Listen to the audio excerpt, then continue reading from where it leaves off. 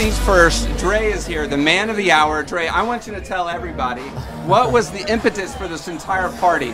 Well, I mean, I've done this a few different times, and I wanted to, you know, keep creating and changing the concept. When I met Ricky a couple years ago, we were talking that, you know, I was asking, you know, what's your goal of the year? And he's like, you know, I want to collab with as many people as I can. And thinking about it over the years, over the last since the last event, I was like, you know, what could be a cool new additive thing? And you know, I'd always seen these guys on Instagram, you know, collabing with other huge artists. So I was like, you know what? How can we involve the community of everyone that watches these guys? So that's where I came up with the Collab with Me edition, and that is kind of like where we are now. And now people bought raffle tickets, and they were able to win a collaboration style and cut. And now they're out. Yeah, it's happening. It's crazy. I just saw all these people out there watching Renj and Diego get down right now. It's really cool to see. It's definitely happening. So let's talk about the value for this typical hairdresser to coming to a party like this and connecting and getting to know other people in the industry. I feel like events like this is where we all meet. Like, I met everybody almost, well, now I'm just meeting you guys here. I just met you, but I met these guys at hair events. It's like that's where we meet each other, see each other for the first time. We know each other from our pictures on Instagram or for what we do for a living, you know, what our titles are, or whatever we're doing in the industry. But actually, this is where you meet and like make new relationships. I feel like events like this, the next thing you know, you're doing a collab at the Salon together. You're like doing a project together. You guys are exchanging numbers and you like become friends, basically. You know, Absolutely. Yeah. Kimberly, I want you to tell your story very quickly about how you just moved to San Diego and why.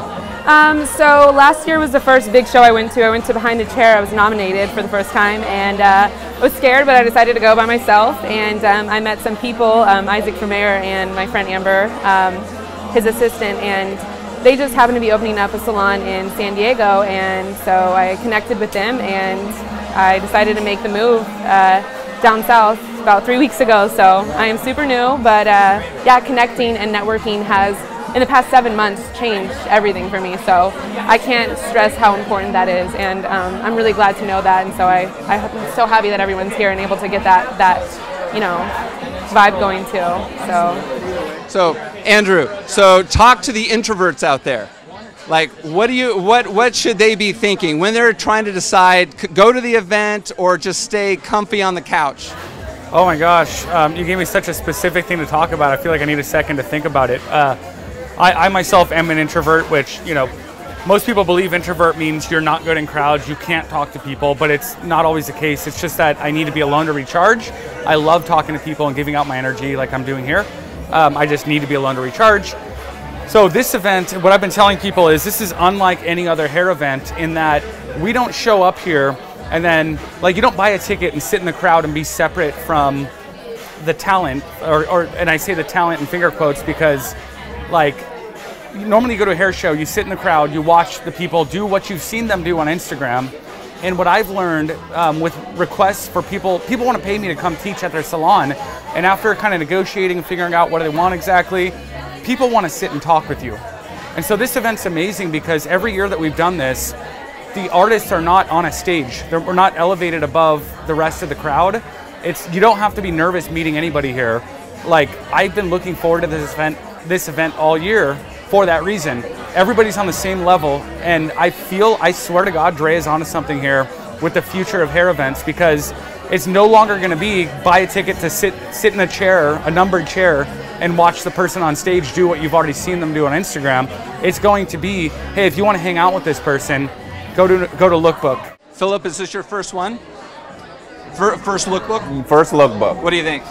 I absolutely love it. Now, this is my first lookbook in terms of, you know, working it, but I did stop to the one last year just as an attendee, and I say it was a freaking blast. I mean, it was at the Roosevelt pool, and just the fact that all these artists are there, like Andrew said, look, yes, it's packed, there's a bunch of people, but you know you're at home.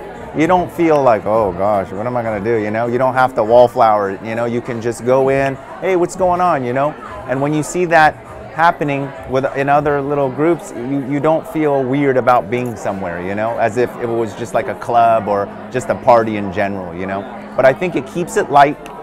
There's education available, but it's not so uptight, and you know what I mean. It's a fun environment, man, you know. And the fact that it's based in summertime, in LA, it says a lot, you know?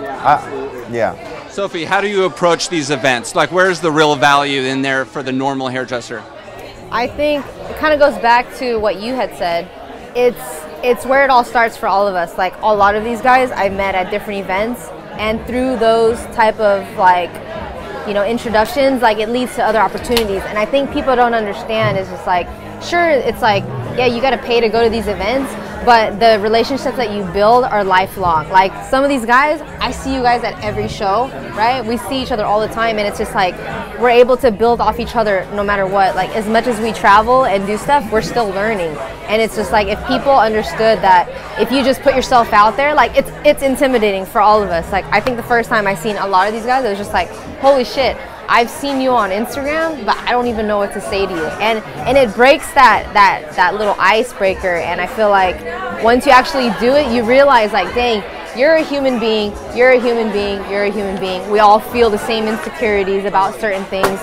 And just being able to relate that back to real life and to regular people, like, hey, like, I've been in your shoes. And especially too, I think I've witnessed people interacting with everybody here. It's just like, they see it and they're like, holy shit, like, you're actually a regular person. And I think doing these events and stuff like that make people feel a little bit more at home.